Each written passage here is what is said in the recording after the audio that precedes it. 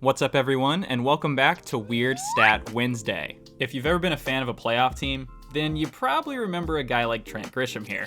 A player who wasn't supposed to be a major factor in the postseason, but here they are, shining on the brightest stage. MLB.com posted an article about MLB's most unlikely playoff heroes, and I wanted to piggyback off of that and talk about 4 random players you may not remember who overperformed in the playoffs. Like Chris Young. Chris Young, not to be confused with Steve Old, was a serviceable outfielder for a decade plus. He wasn't the greatest hitter, but he had good speed and a great glove in center field. He's also one of the greatest postseason hitters ever. Chris Young ranks 3rd in postseason OPS since 1995 at 1.138.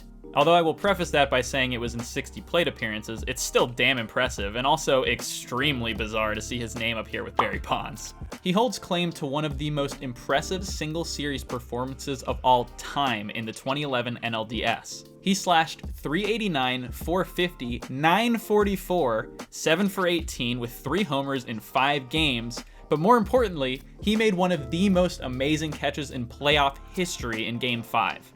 The Diamondbacks still lost this series. Speaking of Chris's, how about Chris Colabello? This dude is literally a figment of your imagination, unless you're a Blue Jays fan, and even then you probably still aren't 100% sure if he was real.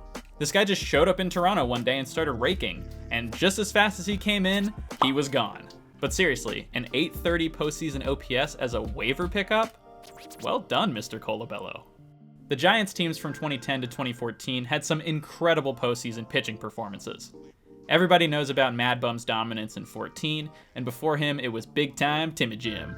But what about Matt Cain? Like Lincecum, this was a player who had a promising career cut short due to injury, but at least he got his chances in the playoffs. He had a career 2.10 postseason ERA, which ranks 3rd all-time minimum 50 innings pitched.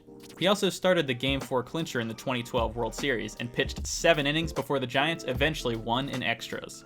Hopping in the Wayback Machine about 50 years or so to the 1969 Miracle Mets and infielder Al Weiss.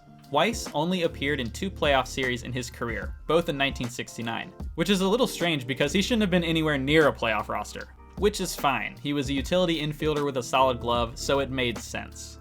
What makes no sense is that he went completely bonkers in the World Series. Weiss led the Mets to a World Series win by batting 5 for 11 with a homer and 4 walks. Al Weiss had 7 homers in his entire career. Let me say that again. Al Weiss hit 7 career home runs, and one of them tied the final game of the 1969 World Series. Stay weird.